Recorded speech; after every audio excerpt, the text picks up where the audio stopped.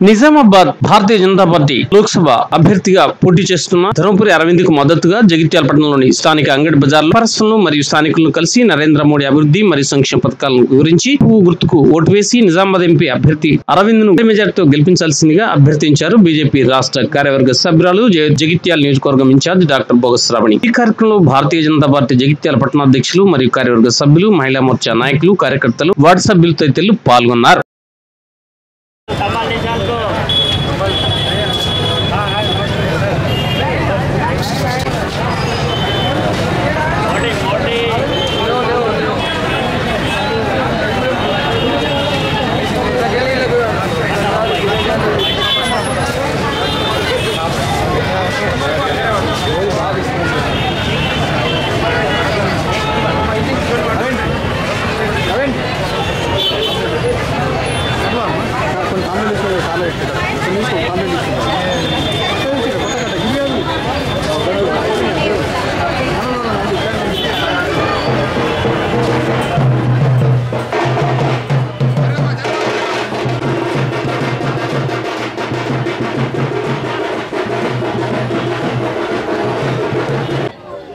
Ward 36వ ward 37వ ward 45వ ward ఈ వార్డుల్లో ఈ రోజు ఇంటింటికి తిరగడం జరుగుతుంది। అలాగే దానికి సందర్భంగా ఈరోజు అంగడి కాబట్టి అంగట్లో కొద్దిగా ఎక్కువ టైం ఇచ్చి ప్రజలు బాగుంటారు కాబట్టి ఇక్కడనే శ్రావణి మేడం గారి ఆధ్వర్యంలో తిరగడం జరుగుతుంది। ఇంటింటికి నరేంద్ర మోడీ గారికి ఓటేయాలని చెప్పని ప్రతి ఒక్కరికి విన్నపం చేసుకుంటూ ప్రతి ఒక్కరికి చెప్పడం జరుగుతుంది। కాబట్టి దయచేసి ప్రజలందరూ ఆలోచించి ఈసారి నరేంద్ర మోడీ గారికి 400 సీట్ల పైన మెజారిటీతో చూపించాలని చెప్పని మేము మా తరఫున అందరం కోరుకుంటున్నాం। కాబట్టి దయచేసి అమ్మ ఒక్కసారి ఆలోచించండి, మనం దేశం కాపాడుకోవాలి। ఫస్ట్ ఇవి దేశం ఎలక్షన్లు, రాష్ట్ర ఎలక్షన్లు కాదు, కౌన్సిల్ ఎలక్షన్లు కాదు, స్థానిక సర్పంచ్లే కావు। కాబట్టి దేశం కాపాడుకోవాలి। కాబట్టి దేశం సంబంధించిన నరేంద్ర మోడీ గారిని మళ్ళీ ప్రధానిగా భారీ మేరతోడి జగిత్యాల పట్టణంలోని స్థానికంగా ఉన్నటువంటి అంగడి బజార్ ఏరియా, అదేవిధంగా 36, 45, 38 వార్డులలో బీజేపీ ప్రచారం నిర్వహించడం జరుగుతూ ఉంది। అదేవిధంగా గౌరవనీయులు ప్రధానమంత్రి వర్యులు నరేంద్ర మోదీ గారికి మద్దతుగా గౌరవనీయులు బీజేపీ ఎంపీ అభ్యర్థి నిజామాబాద్ పార్లమెంట్ సెగ్మెంట్ ఎంపీ అభ్యర్థి గారైనటువంటి ధర్మపురి అరవింద్ అన్న గారికి మద్దతుగా ప్రచారం నిర్వహించడం జరుగుతూ ఉంది। కార్యక్రమంలో నాతో పాటు పాల్గొంటున్నటువంటి గౌరవ కౌన్సిలర్ గారు మరియు మున్సిపల్ ఫ్లోర్ లీడర్ గారు కృష్ణహరి గారు, అదేవిధంగా పట్టణ అధ్యక్షులు రంగు గోపాల్ గారు మరియు భోగరాజు గారు, వివిధ ఆ వార్డులకు సంబంధించినటువంటి గౌరవ బూత్ అధ్యక్షులు మరియు మా మహిళా సోదరి మనురాలు కళావతి గారు, మమత గారు, కవిత గారు, అదేవిధంగా మా మోదీ గారి సైనికులందరూ, కాషాయ సైనికులందరూ కూడా పాల్గొనడం జరిగింది। మీ అందరికీ కూడా పేరు పేరున నమస్కారాలు తెలియజేసుకుంటూ జగిత్యాల పట్టణ పరిసర ప్రాంత ప్రజలని ఒక్కటే కోరుకుంటా ఉన్నాను, దయచేసి ఇందాక కృష్ణారన్న చెప్పినట్టు ఇవి గల్లీ ఎలక్షన్స్ కాదు, కౌన్సిలర్ ఎలక్షన్స్ కాదు, ఎమ్మెల్యే ఎలక్షన్స్ కాదు, ఇవి దేశానికి సంబంధించినటువంటి ఎలక్షన్స్, దేశ రక్షణకి సంబంధించిన ఎలక్షన్స్। మీరు వేసిన ప్రతి ఓటు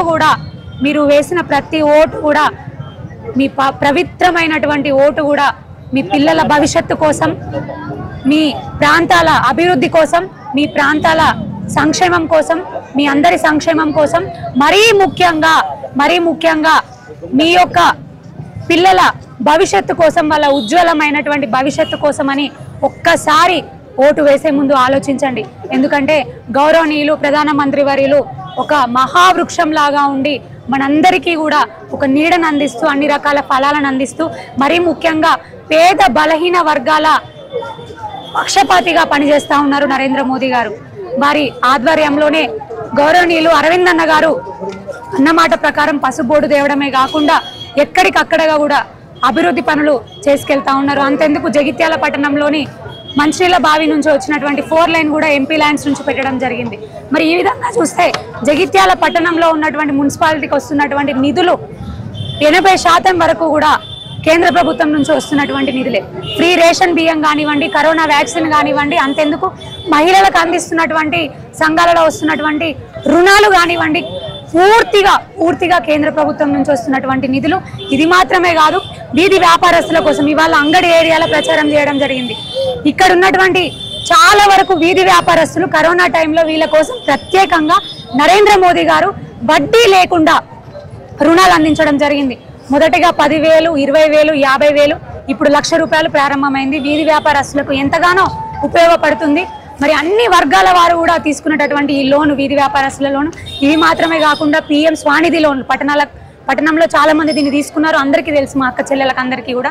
ఈ లోన్లు కూడా పూర్తిగా కేంద్ర ప్రభుత్వం నుంచి వస్తున్నటువంటి నిధులే, నరేంద్ర మోదీ గారు నుంచి వస్తున్నటువంటి నిధులే. మరి ఇవన్నీ కూడా తీసుకొని వస్తున్నారు. దయచేసి ఒక్కసారి ఆలోచించండి. ఒకటేసారి అని గత 10-15 సంవత్సరాల నుంచి ఒక నాయకులు, లోకల్ గా ఉన్నటువంటి కాంగ్రెస్ పార్టీ నాయకులు చెప్తానే ఉన్నారు, సెంటిమెంట్ తో ఓడతానే ఉన్నారు. కానీ ఎన్నిసార్లు ఒక్కసారి అని చూద్దాం.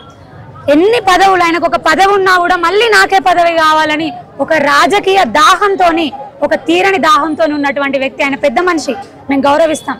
కానీ ఇంకా ఇంత ఏజ్ వచ్చినా కూడా అన్ని పదవులు ఆయనకే కావాలనుకోవడం అది సరైన విషయమా? మీరే చెప్పండి. ప్రజలందరూ కూడా ఆలోచించండి. ఎంతో మంది నాయకులు ఉన్నారు, నాలాంటి మంది ఎంతో మంది యువత ఉన్నారు, సేవ చేయడానికి సిద్ధంగా ఉన్నారు, వాళ్ళ పార్టీ వాళ్ళు కూడా ఉన్నారు కదా. అంతెందుకు, సరే మరి ఆయన పర్సనల్ విషయం. కానీ 45 సంవత్సరాల నుంచి దయచేసి మీరు ఆలోచించండి. ఆయన ఇన్ని పదవులు అలంకరించినప్పటికీ కూడా మన జగిత్యాల పట్టణానికి, కనీసం మన జగిత్యాల పట్టణానికి ఆయన చేసిన ఒక్క మార్క్ అయినా ఏదైనా ఉందా? ఒక్క పని ఆయన సొంతంగా చేసింది ఏదైనా ఉందా? దయచేసి ఆలోచించండి. మళ్ళీ ఇప్పుడు ఎంపీగా ఓడిపోయినా కూడా, గతంలో కరీంనగర్ ఎంపీగా ఓడిపోతే రాజశేఖర్ రెడ్డి గారు పిలిచి మంత్రి పదవి ఇవ్వడం జరిగింది. ఇప్పుడు ఎంపీగా ఓడిపోయినా కూడా మళ్ళీ రేవంత్ రెడ్డి గారు పిలిచి మంత్రి పదవి ఇస్తారు. వాళ్ళకి ఎట్లా ఇస్తారు అది మాత్రం కన్ఫర్మ్. ఆల్రెడీ మాట్లాడుకొని కూడా రావడం జరిగిందంట. ప్రజలకు పోయేది ఏం లేదు, ఎందుకంటే ఆల్రెడీ ఒక ఎమ్మెల్యే ఉన్నారు. ఇప్పుడు జీవన్ రెడ్డి అంకుల్ కూడా మళ్ళీ ఇక్కడ ఎంపీగా ఓడిపోయినా కూడా మంత్రి అవుతారు.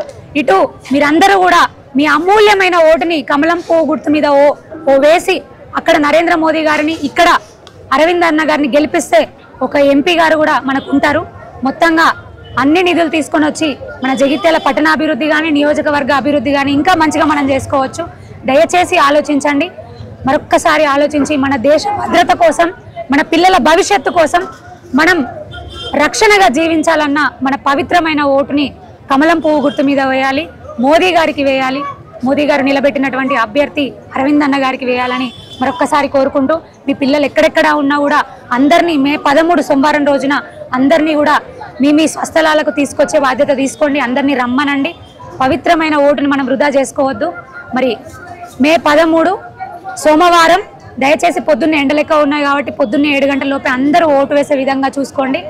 1వ నెంబర్ మంచిగా 1వ నెంబరే వచ్చింది అరవింద్ అన్నకి. 1వ నెంబర్ కమలం పువ్వు గుర్తు మీద మీ అమూల్యమైన ఓటు వేసి మీరందరూ